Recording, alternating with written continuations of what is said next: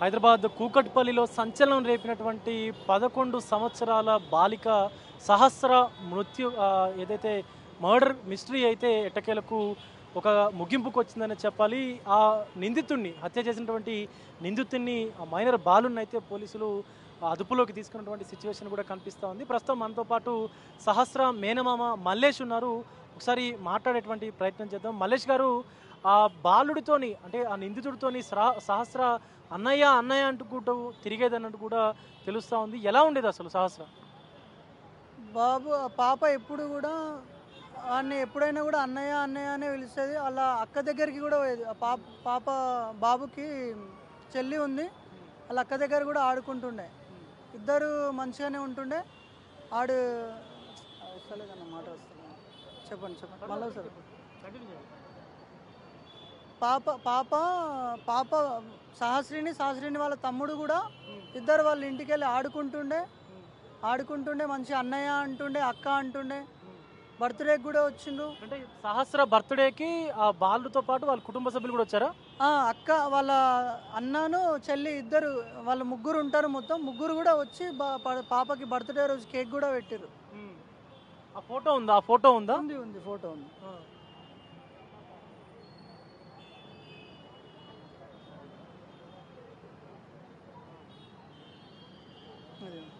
చూపించండి ఒకసారి కెమెరా. చూడొచ్చు మనము ఆ సహస్రని బర్త్డేకి కూడా ఆ బాలుడు వచ్చినట్టుగా కూడా తెలుస్తూ ఉంది. ఆ బాలుడు తన పుట్టినరోజు వేడుకల్లో కూడా మనం చూడొచ్చు సహస్ర ఫోటో పక్కన ఆ కేక్ పెడుతూ కూడా అక్కడ ఆ బాలుడితో పాటు అంటే నిందితుడితో పాటు తన సోదరి కూడా ఈ ఫోటోలో మనకు కనిపిస్తున్నటువంటి దృశ్యం చూడొచ్చు. సహస్ర బర్త్డేకి కూడా వీళ్ళిద్దరూ వచ్చి కేక్ని పెట్టేటువంటి దృశ్యాలు కూడా కనిపిస్తూ ఉన్నాయి. మరొక పక్క చెల్లి అంటూ కూడా పిలిచేవాడంటూ కూడా తెలుస్తుంది. అన్న, అంటే అసలు అనుమానం వచ్చింది ఆ బాలుడి పైన మీకు? అంత చిన్న పోరాడు చేస్తాడని ఎవరు కూడా అనుకోలేరన్న. అంత చిన్న పోరాడు చేస్తాడని ఎప్పుడూ అనుకోము, ఎవరు కూడా అనుకోము. 10th క్లాస్ పోరాడు ఒక పిల్లని ఇంత ఘోరంగా చంపుతారని ఎవరు కూడా ఊహించలేము కూడా. అసలు డౌట్ కూడా రాదు. అది ఆల్రెడీ బాబు ఎలా చేయాలి అదంతా ఆల్రెడీ పేపర్ నోట్స్లో అన్నీ రాసుకున్నాడు. ఎలా డోర్ ఓపెన్ చేయాలి, ఎట్లా క్లోజ్ చేయాలి, ఎట్లా దాని గ్యాస్ గురించి రాసుకున్నాడు. గ్యాస్ పేల్చేద్దాం, ఒకవేళ మర్డర్ చేసినా కూడా గ్యాస్ పేల్చేస్తే గ్యాస్ వల్ల ప్రమాదం వల్ల పాప చనిపోయిందని అనుకుంటారని చెప్పేసి అన్ని పేపర్ మీద రాసుకున్నాడు. అన్నీ డీటెయిల్గా జరిగింది. పోలీసులు అటు ఇటు పడి బాబునైతే పట్టుకున్నారు. పాపకు వానికి ఇంకా శిక్ష పడితేనే పాపకు కొంచెం ఆత్మశాంతి కలుగుతుంది. శిక్ష అనేది కూడా ఎట్లా అంటే అన్ని ఒట్టిగా 10 ఏళ్ళు జైలు శిక్ష వేసి వదిలేసినట్టు అయితే కాదు. ఖచ్చితంగా వానికి ఏదో ఒకటి గట్టిగానే పడాలి. వాడు ఉరి శిక్ష మాత్రం ఖచ్చితంగా వేయాలి. ఎందుకంటే వాడు ఇప్పుడే చేసిండు. ఇప్పుడు ఇంత చిన్న వయసులోనే పాపను అంత ఘోరంగా మర్డర్ చేసిండు అంటే జైలు నుంచి బయటకు వచ్చినాక ఇంకెన్ని చేస్తాడని, ఇంకెన్ని ఘోరాలు చేస్తాడు. అవన్నీ కావద్దు అంటే ఇలాగే మిస్టరీలు ఇప్పుడు అంటే దొరికిండు. నెక్స్ట్ టైం వచ్చినాక ఏం చేయాలి, ఇంకా కేర్ఫుల్గా ఇంకా ఇంకా కేర్ఫుల్గా చేస్తుండొచ్చు. ఇంకెన్ని పానాలు పోతాయి వాడు వచ్చినాక. అందుకని ఖచ్చితంగా వానికి ఉరిశిక్ష వేయాలి. ఉరిశిక్ష వేసేదాకా ఖచ్చితంగా పోరాడతాం మేము. ఖచ్చితంగా ఉరిశిక్ష వేసేంత వరకు మేము ఖచ్చితంగా ధర్నాలు కానీ ఇంకా పెద్ద లెవెల్ కానీ పోనీకి కూడా రెడీ ఉన్నాం. ఖచ్చితంగా శిక్ష అనేది వాడాలి. ఇప్పుడు ఆ బాలుడు మీ అక్క వాళ్ళతో మీ బావ వాళ్ళతో సన్నిహితంగా కూడా ఉండేవాడంటూ కూడా తెలుస్తూ ఉంది. అంటే వీళ్ళని క్లోజ్గా గమనించినటువంటి ఆనవాళ్ళు ఏమైనా ఉన్నాయా? క్లోజ్గా అంటే పక్క బిల్డింగే కదా, పక్క బిల్డింగే.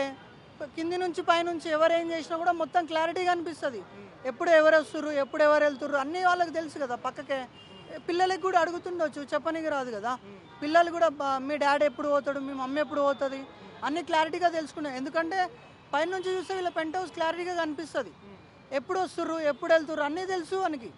అన్నీ తెలుసుకొని ప్లాన్ ప్రకారంగానే పిల్లని హత్య చేసిండు. అంటే వాళ్ళ తల్లిదండ్రులు ఏం చేసేవారు, వాళ్ళ తల్లిదండ్రుల ప్రవర్తన ఎలా ఉండేది? అంటే గతంలో ఈ నిందితుడు ఏమైనా ఇలాంటి కార్యక్రమాలకు ఏమైనా పాల్పడినట్టుగా ఏమైనా ఐడియా ఉందా? మాకంత ఐడియా లేదు. వాళ్ళు ఏం చేస్తారనేది తెలియదు మాకు, పేరెంట్స్ కానీ. సో అత్యంత దారుణానికి ఒడిగట్టినటువంటి ఆ నిందితుడు, ఆ మైనర్ బాలుడు ఎవరైతే ఉన్నారో సహస్రినికి సంబంధించినటువంటి కుటుంబ సభ్యులను తన ఇంటిని కూడా పూర్తిగా 24/7 మానిటర్ చేసేవాడంటూ కూడా తెలుస్తూ ఉంది. ఎందుకంటే చేస్తేనే ఈ ఉదంతానికి పాల్పడేటువంటి అవకాశం ఉంది, లేకపోతే అసలు ఎక్కడ ఏం జరిగేది అనేది కూడా తెలిసేది కాదు. సో ఖచ్చితంగా తన పైన కఠిన చర్యలు తీసుకోవాలంటూ కూడా తన మేనమామ తన బంధువులు కూడా మాట్లాడుతున్నటువంటి పరిస్థితి కనిపిస్తూ ఉంది. కెమెరా పర్సన్ హరీష్తో విజయ్, బిగ్ టీవీ, కూకట్పల్లి నుండి.